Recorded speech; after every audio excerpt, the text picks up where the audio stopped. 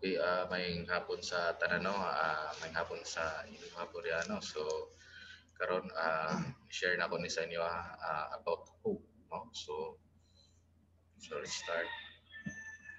Okay, the biblical definition of hope is confident expectation.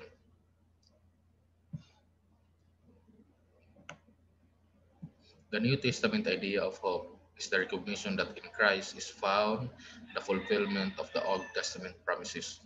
Christian hope is rooted in faith in the divine salvation in Christ. So, mana siya no, ang hope no, so through Jesus Christ diyan nato natagamtaman ang tinuod nga pag-asa no, si Jesus Christ atong pag-asa no. So you know naman na ang kita tao na we separated no, na separita kang God no because of sin no, tungod sa sala no, na separita sa iya but Jesus Christ siya ang nagbuli ana no, siya ang nahimo og way tulay no, na sa una wala ta na kuan na wala na tagpaglaom na maluwas pero si Jesus Christ siya ang naghatag sa tuwa og paglaom no, nga makabalik pa ta diha sa Ginoo.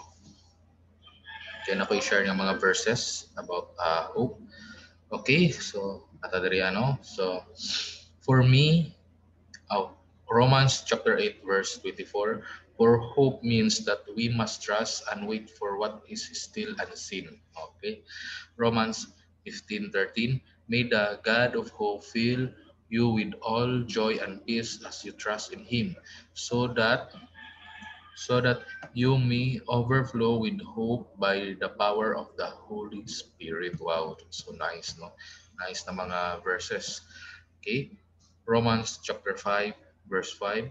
Hope does not put us to shame because God's love has been poured into our hearts through the Holy Spirit who has been given to us. So in Hebrews chapter 11, verse 1, now faith is confidence in what we hope for and assurance for what we do not see. So, bato yung mga verses no, about hope. So, no? So, maglaong kita no. So, una kita pag-asa no, atong salvation na diha sa Ginoo. So, thank you. Okay? So, thank you for listening. Okay? So, daghang salamat sa tanan. So, no, even kini siya nga mga verses nung guide po ni sa ato aron pagpa-strong sa ato ang paglaom.